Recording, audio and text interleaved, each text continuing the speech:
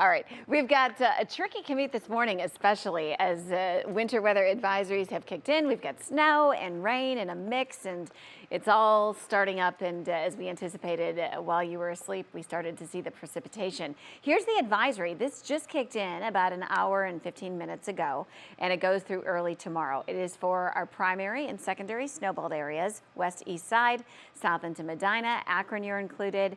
Also included would be Twinsburg and Hudson. Also Geauga and Ashtabula, Lake counties, Cuyahoga County, and then as far west as Sandusky. We're not seeing anything too heavy at this point, but again, I think the biggest takeaway is the timing of all of it. And because this is commute time and it's a busy one for you as you're getting out the door to work and things like that, getting the kids off to school, this is why you're going to allow extra time. In some areas, we continue to see more rain than anything else. And remember, we talked about this yesterday. So that's really going to kind of dictate what happens for some. Roads will be more wet than not in some areas, and then in others it'll get slushy and slick due to the snow showers. But we're definitely seeing that mix, even just offshore in Ashtabula County there, you'll notice some rain.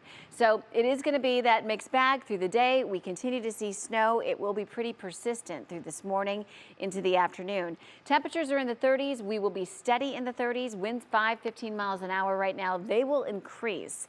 So it will become a bit more blustery, and those wind chills in the 20s. And that is really very reasonable. Wind chills in the 20s, we should be 20s this time of the day. As far as amounts, and I'm going to repeat myself, don't get too hung up on this. Most of you are going to end up with just a 1 to 3 inch snow from this.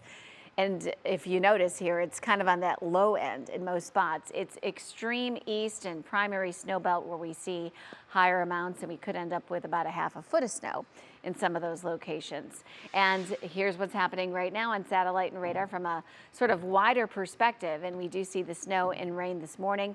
On our National Design Mart forecast, we're going to continue to see it through the morning drive. It will be persistent. We'll have rain further inland.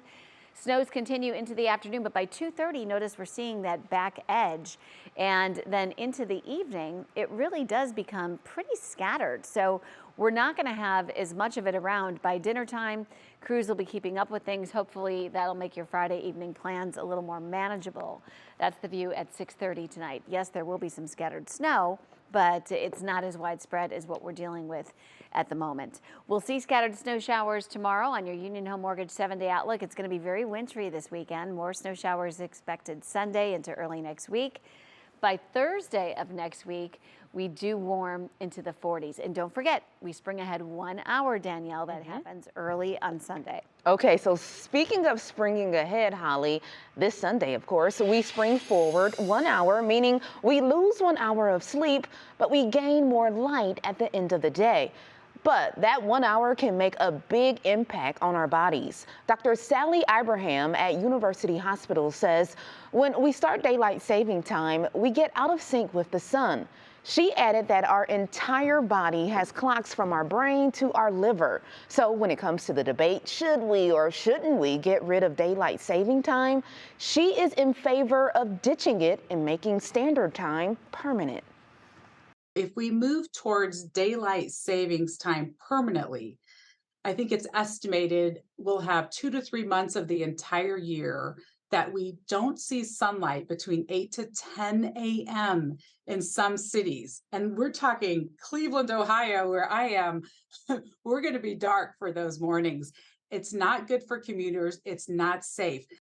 Okay, but she says several sleep and medical groups are in favor of permanent standard time because there is a natural alignment with the sun that helps us to wake up. But the trade-off would mean, as she explained, it gets darker earlier in the evening. So we'll have to see. We'll be tired on Monday.